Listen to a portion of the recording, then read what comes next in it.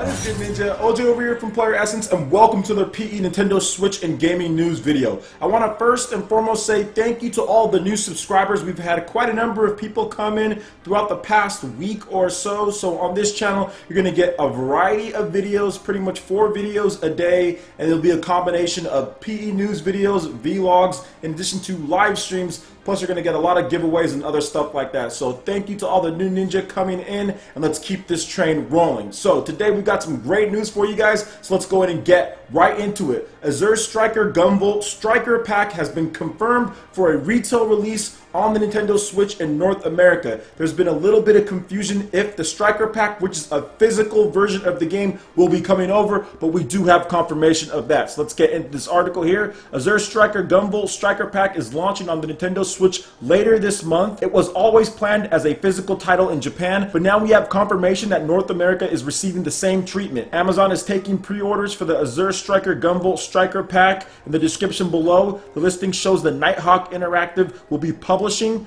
Azure Striker Gunvolt Striker Pack is coming to Nintendo Switch digitally at the end of the month, but we may have to wait a little bit longer for the packaged version. Amazon is listing a tentative date for October 31st. So there's something that I want to talk about this, and I think it's very important that we go over this because I'm very interested in this Striker Pack, and they're having the Striker Pack. They're showing it for $39.99 on Amazon. Now this game, as far as Azure Striker Gunvolt, to me, it deserves its own cartridge version of the game, and I was a little upset with something like Sonic Mania from a big publisher like Sega that didn't do a physical version of the game, but they did an $89.99 collector's edition of the game. So to me, it's a little bit like meh on their end, but we do have something like this that's coming. $39.99 so far. Like I said, we might have to wait a little bit on there, but at the same time, I definitely think it's worth the wait. Now, these games, as far as Azure Striker Gunvolt 1 and 2, they are the same ones from the Nintendo 3DS. However, they've been enhanced in multiple ways. They do have updated graphics. There are going to be some balance and changes and tweaks to the game in order to get a better gameplay experience, plus some new additions. So it's definitely worth a look, especially if you're into the Mega Man, you're into the old school action games as far as back in the day in the 16-bit era. So I definitely think if you are into those type of games and you want to be able to play on your TV in addition to portable, and I think that's the biggest thing, because sometimes with the Azure Striker Gunvolt, while it's okay to play on the 3DS, the smaller buttons and not being able to kind of just have a big TV to play that Mega Man style, I would have just liked to see it on the console, and I was hoping that there would be a console version. That's exactly the reason why I didn't buy Azure Striker Gunvolt 2s, because I felt that they would port it over to the Nintendo Switch,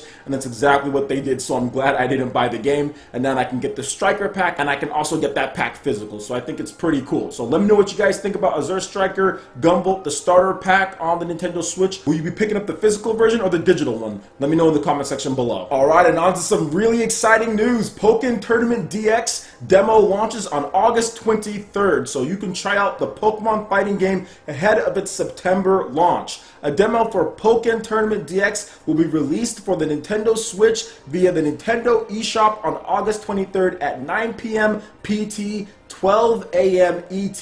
Nintendo has officially confirmed on their Twitter account. The Pokemon fighting game is developed by Bandai Namco and will feature 21 playable Pokemon fighters, as well as various support Pokemon and in-game modes. Pokken Tournament DX is due out worldwide for the Nintendo Switch on September 22nd. So I've been getting a lot of questions about this game because I was a big Pokken player on the Wii U, and people want to know more about it. It kind of went under the radar because it launched on the Wii U at the end of the Wii U's life, so people necessarily weren't paying attention to it. So this game is really a hybrid. It is a hybrid of a 3D fighter and a 2D fighter, and the unique thing about this game is that you actually knock the other Pokemon into that phase. So you'll start off in a 3D phase where you can move around in a 3D space, you can throw attacks, you can do all sorts of cool Pokemon moves, and then once you get them with a big hit, it'll knock them into a 2D phase, which is more like a traditional Street Fighter or something along the lines of that. You can't move in a 3D at all, you can't sidestep or anything, you can only move in a 2D plane. Once you get a big hit there or two, then it knocks you back into the 3D phase. So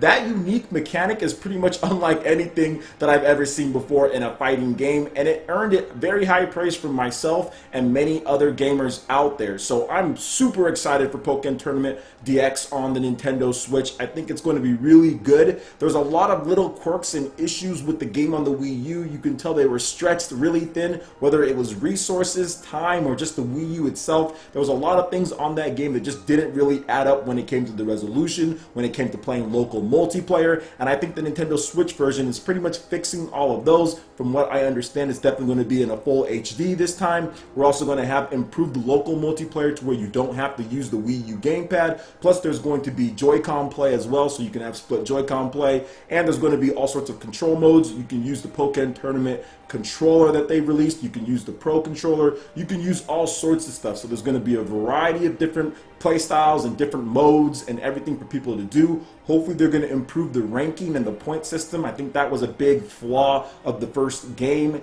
and overall they need to spruce up the single player a little bit, but I doubt they'll touch that too much. Plus, they're adding in 3-on-3 matches. Now, we don't know how deep or how many Pokemon the demo will have, but I'm pretty sure they'll have at least 3 or 4 Pokemon for us to try out. Maybe like Pikachu, Charizard, maybe one of the new ones or so. So we'll see what happens. I'm excited for the game. I'm going to be streaming it for you guys, so that's tomorrow at 9 p.m. So look forward to a Pokken Tournament live stream, and if it's not a live stream, I'll definitely do a gameplay video just showing off the demo, because I'm really excited about the game, and Pokken Tournament was one of my favorite fighting games on the Wii U, and I'm glad that it's coming over because it needed quite a bit of work, and it seems like they put that work in order to make this title better. So let me know what you guys think about Pokken Tournament DX as far as it getting the demo pretty much today on the Nintendo Switch eShop. Alright, and moving on to the last article here. Ubisoft calls the Nintendo Switch unprecedented and applauds the seamless gameplay opportunities. A portion of the We Write Things interview with one of the producers over at Mario plus Rabbids Kingdom Battle at Ubisoft. He's the lead narrative design, and here's what he had to say on the Nintendo Switch. Quote, "The name says it all. Seamless switch between handheld and couch style playing. This is something unprecedented, and it allows players to focus on the same game in very different moments and contexts. When a game is good, you want to keep playing at that game without interrupting the flow of your choices and actions. I can play at the office during a lunch break, then stop, then leave in the evening and resume playing on the bus, then I'm home and resume playing again. Always in a stream of gameplay with reasonably little pause. What surprised me is how well it works for big, deep games. You never lose the thread, you keep the pace. This was so true for The Legend of Zelda Breath of the Wild, for example, and I think it'll be the same for Mario plus Rabbids Kingdom Battle. And if you want the full comments, make sure you check out the link in the description below. I'll have a link over there to them to where you can see what he had to say. But yo, this is actually really cool, and one of the biggest things that I kind of took for granted before, like when the Switch was first announced and everything, that seamless flow between being able to just pick up a game, play on the go, then put it in your Nintendo Switch and play there. And for me, the biggest thing is I have a family, and my daughter, she's always running around all over the place, and it's pretty cool to take my Nintendo Switch, take it over there, play inside her room, being able to play into the living room when I'm out with the family, and just have that seamless experience when you want to go inside your game room, your man cave, and just put it into your TV, play on your nice big TV, you can do so. So I like the flexibility that it has. I like the fact that I can take it somewhere else. Heck, there's been times where I've had doctor's visits and stuff. I can just pull that out and I can just start playing Nintendo Switch right then and there. So I think it works, even though I play my Nintendo Switch at home. I use it in portable mode quite a bit even at home, and I love that fact about it. And big games like RPGs, I think that's the biggest thing, and I'm really looking forward to like Mario plus Rabbids Kingdom Battle, being able to play and talk about that game. And I know I'm going to have to be using it in portable mode every now and then, because I'm probably going to be sneaking in some battles in between editing and stuff. So for me, I think it is somewhat unprecedented when it comes to a big developer, when it comes to big developers using this type of technology in addition to a manufacturer. We haven't seen anything like this. I mean, we've seen the PSP, we've seen the PS Vita, we've seen systems that try to emulate that home console experience, but they necessarily don't have everything. You don't have the seamless play between the two